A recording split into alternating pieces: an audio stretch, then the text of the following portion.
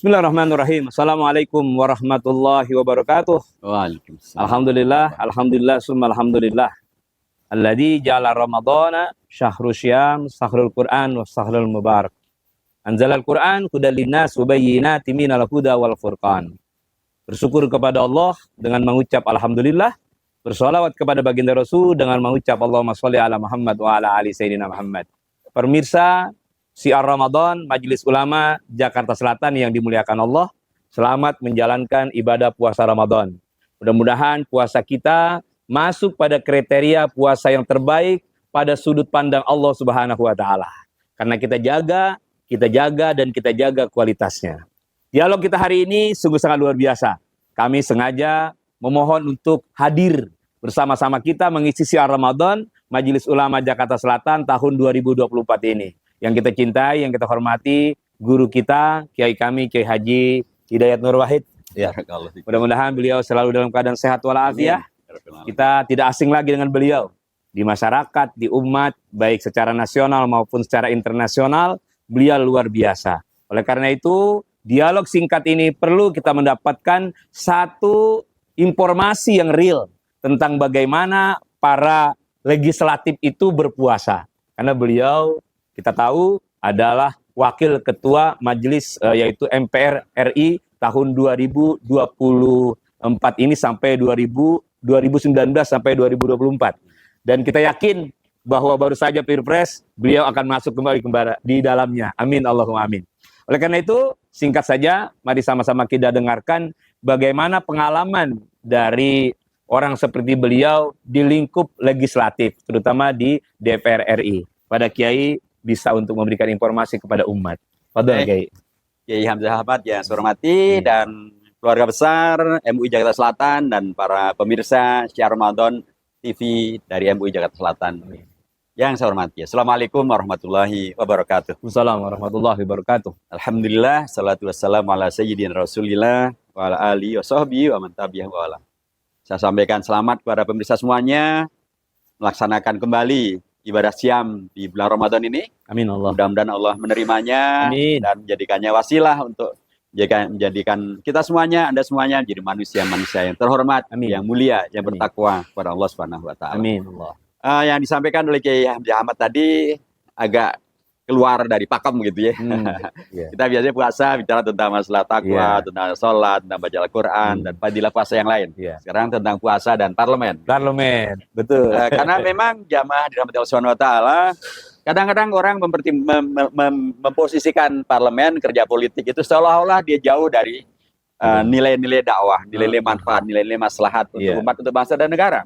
Padahal dari awal sesungguhnya parlemen atau melalui parlemen, melalui anggota DPR dan melalui partai Islam di parlemen, Indonesia ini terselamatkan dari pecah belah. Allahu Akbar. Kita sekarang mengenal istilah NKRI harga mati.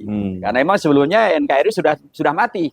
Dimatikan sama penjajah Belanda, dibuat menjadi Republik Indonesia Serikat.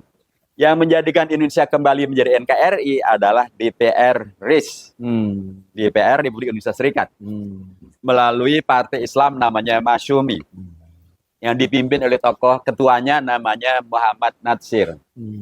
Inilah fakta tentang bagaimana para wakil rakyat kita di parlemen, pimpinan partai politik di parlemen, partai Islam di parlemen, dan parlemen bisa kemudian menghadirkan manfaat yang sebesar-besarnya bagi bangsa dan negara Indonesia. Tentu dalamnya ada umat Islam yang adalah mayoritas mutlak penduduk Indonesia ini. Bahkan kalau kita tadi bicara tentang pemilu pemilu yang diyakini sebagai paling baik, paling bersih, yang kecurangannya hampir nggak ada gitu ya. Bukan karena dulu nggak ada sirekap gitu ya. Tapi karena memang pemimpinnya betul-betul jujur, beriman, bertakwa yang luar biasa maksimal. Waktu itu Perdana Menterinya adalah dari Partai Islam Masyumi. Tahunnya tahun 1955. Beliau adalah Burhanuddin Harahap. Jadi ketika Perdana Menterinya ada dari Partai Islam, Burhanuddin Harahap, terjadilah pemilu yang paling bersih, nggak ada curang-curangnya tuh. Dan ketika Perdana Menterinya dari Partai Islam Masyumi lagi, tahun 50, yaitu Muhammad Natsir, Indonesia diakui sebagai anggota sidang umum PBB. Dan ketika ketua fraksi Partai Islam Masyumi melaksanakan perannya, maka Indonesia terselamatkan. Tidak lagi dipecah belah sama Belanda, tapi kembali menjadi NKRI. Nah, kondisi semacam ini juga sesungguhnya tetap berlaku sampai hari ini. Dan ya alhamdulillah sahabat-sahabat saya banyak juga yang anggota DPR yang Muslim, maka mereka berpuasa bukan hanya di bulan Ramadan. Ya di puasa sunnah yang disunahkan Rasulullah juga banyak puasa Senin, Kamis, Ayyamul Bid dan seterusnya. Jadi karena sesungguhnya DPR itu adalah satu lembaga yang disebut sebagai lembaga legislatif, perwakilan rakyat. Wajarnya kalau rakyatnya banyak yang beriman, pakainya juga banyak beriman. Kalau wajarnya rakyatnya ada kiai, ada ustadz yang kemudian mereka juga mengamalkan sunnah termasuk puasa, wakilnya juga banyak yang berpuasa. Itu yang terjadi juga. Nah, ketika kemudian umat Islam di Indonesia sebagai umat Islam di seluruh dunia pada waktu bulan Ramadan melaksanakan puasa, maka wakil rakyat yang adalah Muslim, mereka juga berpuasa. Tetapi sekali lagi juga ketika berpuasa pun bukan berarti kemudian tidak melaksanakan kegiatan.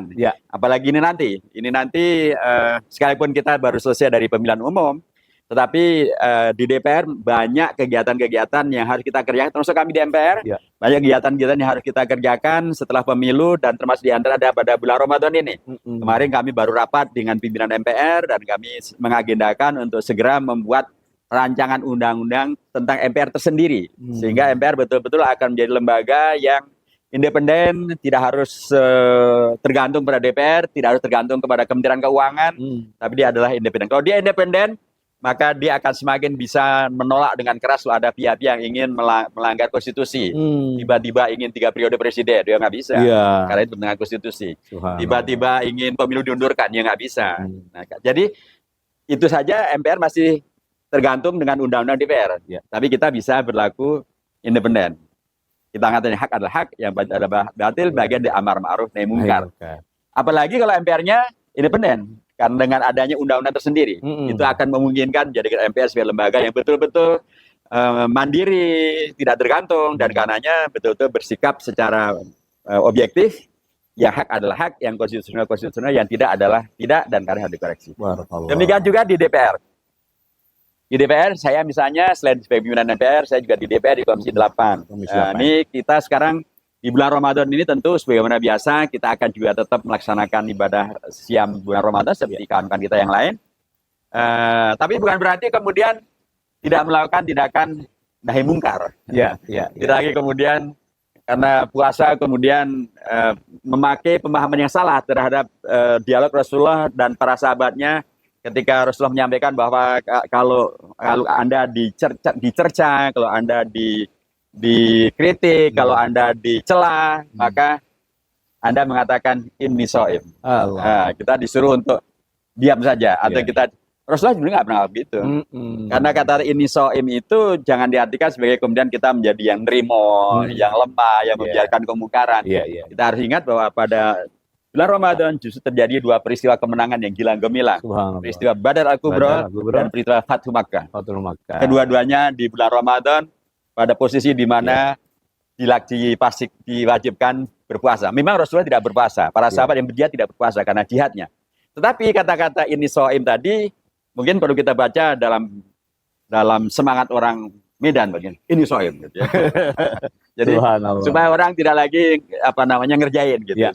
Nah, saya mengatakan bahwa ini di bulan Ramadan ini akan ada banyak kegiatan yang kemudian memerlukan ini shaim dalam pengertian Fathu Makkah maupun juga peristiwa Badar itu. Misalnya kita nanti akan membahas tentang masalah haji. Ya, kita tentu harus menyampaikan yang terbaik untuk haji kita. Kita tidak boleh mengulangi kekacauan pada haji tahun yang lalu. Itu harus kita sampaikan tentu dengan data-data, tentu dengan sesuatu yang sesungguhnya tidak puasa pun kita harus melakukan, yaitu nggak boleh kita melakukan amar ma'ruf tapi dengan cara yang tidak ma'ruf. Atau nahi mungkar tapi dengan cara yang mungkar. Misalnya kita ingin mengkoreksi tentang masalah kekacauan penyelenggaraan haji tahun yang lalu tapi dengan data-data yang salah, itu tidak boleh. Atau kemudian kita bahkan memberikan solusi yang semakin buruk, tidak boleh. Misalnya juga lagi rame ini, nanti pasti juga akan kita pertanyakan terkait dengan usulan atau wacana untuk menjadikan KUA tempat perkawinan semua agama. Seluruh agama. Pasti akan kami kritisi. Karena ini tidak sesuai dengan sejarah berdirinya KUA.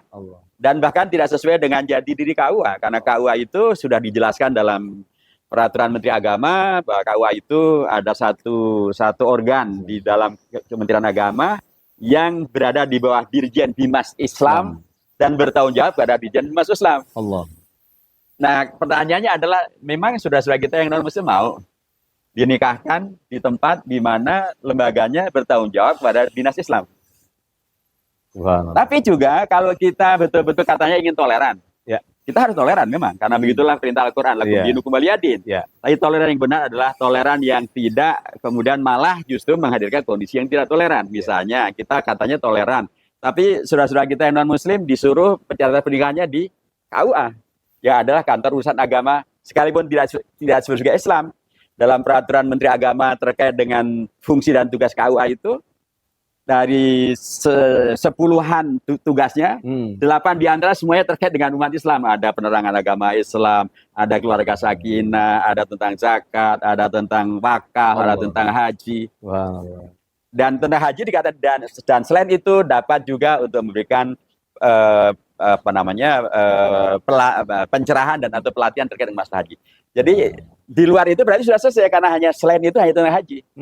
Nah, saya mengatakan bahwa ini pasti nanti akan kami kritisi, karena sekali lagi itu tidak sesuai dengan prinsip toleransi. Ya. Kalau kita toleransi, kita sudah mempunyai satu cara solusi yang baku. Yang Muslim kalau nikah pencatatannya di KUA, yang non Muslim pencatatannya di Dukcapil. Itu satu. Nomor 2, tentu kita ingin menegaskan kembali tentang pentingnya, karena kita ada di negara hukum, maka hukum itu dilaksanakan. Di antara hukum adalah ada undang-undang yang mengatur tentang pencatatan nikah non Muslim di Dukcapil, dan untuk Muslim ada di KUA. Jadi laksanakan. Yang terakhir tentu kalau konteksnya adalah tentang KUA ini, kami ingin menegaskan kembali bahwa sebaiknya para eksekutif kita itu jangan menjadi seperti para pengamat. Kalau para pengamat beliau ngomong apa saja. Jadi kalau eksekutif itu harusnya yang dilaksanakan adalah apa yang sudah menjadi ketentuan hukum.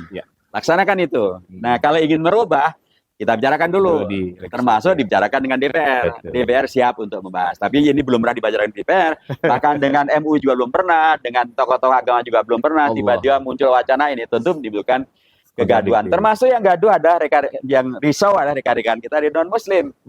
Karena mereka memahami bayangannya pernikahan itu sesuatu yang private, satu yang sangat sakral. Karenanya dilakukannya di gereja. Dan karenanya ya tidak ada cawe-cawe apalagi oleh pihak Islam. Nah, jadi kalau kita betul-betul ingin toleran, itu yang bagian dari akan. Tapi tentu kami akan melakukannya dalam semangat inisoib. Kita tidak akan terjaga ya. Terjaga. Subhanallah. Para pemirsa sial MUI channel Jakarta Selatan yang dimuliakan Allah. Kalau kita mendengarkan narasi dari Kiai Haji Dr. Hidayat Nur Wahid, memang luar biasa. Ini kalau bahasa kita valid, A1 informasi yang terjadi. Jadi kalau tadi puasa dalam dimensi parlemen atau legislatif, sedikit nasihat terakhir dari beliau, bagaimana nih kita menyelesaikan Ramadan dengan sebaik-baiknya, walaupun dalam nuansa sedikit masih nuansa-nuansa politik, Kiai. Jadi bagaimana ini agar umat menyelesaikan Ramadan dengan sebaik-baiknya gitu, Kiai? Memang kita akan bertemu dengan peristiwa politik. Tanggal 20 Maret bertepatan dengan tanggal 9 Ramadan akan diumumkan tentang hasil Pilpres dan hasil Pileg. Dan subhanallah tanggal 9 Ramadan itu yang nanti insya Allah tanggal 20 Maret itu adalah dulu tanggal diproklamasikannya kemerdekaan Indonesia. Subhanallah. Jadi tanggal 20 nanti mudah-mudahan akan juga proklamasi. Amin. Kemerdekaan Indonesia. Dalam artian bagaimana kemudian hasilnya nanti betul-betul akan menghadirkan hasil yang membawa kepada kemerdekaan. Kemerdekaan dari kecurangan, kemerdekaan dari keculasan, kemerdekaan dari manipulasi, kemerdekaan dari hal yang kemudian mencederai peristiwa politik yang mahal sekali ini. Ya Allah. Anggarannya tidak kurang dari 60 triliun. Itu mahal sekali. Dan kemudian menyampaikan effort yang luar biasa, termasuk emosi yang luar biasa. Jangan sampai kesibukan dan kerepotan ini ujung akhirnya hanya dalam tanda kutip pembuat pilu. Pemilu tidak boleh menjadi pembuat pilu. Tapi haruslah pemilu itu adalah sarana untuk menghadirkan yang lebih baik. Amin. Kompetisi yang lebih baik, presiden yang lebih baik, anggota DPR yang lebih baik.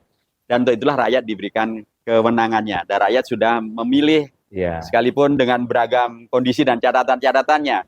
Bagi yang milih dengan baik dan benar, karena ada yang baik dan benar, mudah-mudahan Allah menerimanya bagian dari ibadah. Kalau niatnya ibadah, mudah-mudahan memang niatnya ibadah. Amin. Tapi kalau kemudian kemarin milihnya karena sembako, karena diintimidasi, kalau karena ketidakberdayaan, ya mudah-mudahan masih ada permaafan. Amin. Tapi kalau kemudian karena ya sudah diberitahu oleh kiai, para ulama, para habaib, oleh para tokoh tentang yang mana yang baik dan mana yang benar, tapi kemudian tetap memilih karena faktor sembako dan lain sebagainya, ya itu juga harus ikut bertanggung jawab terhadap hasil yang mungkin nanti akan terjadi. Tapi sekali lagi saya mengatakan bahwa bagi orang Islam itu Rasulullah dulu pernah menyampaikan ajaban li amril mu'min.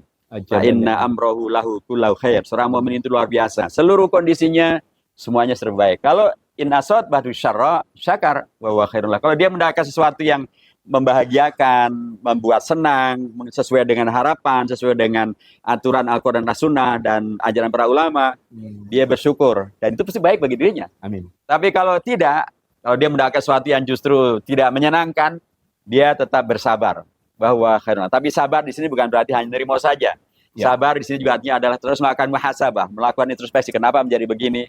Bagaimana kita mengatasinya? Bagaimana supaya tidak terulang? Supaya kemudian kita bisa menghadirkan hasil yang lebih baik, dan itulah hakikat daripada takwa.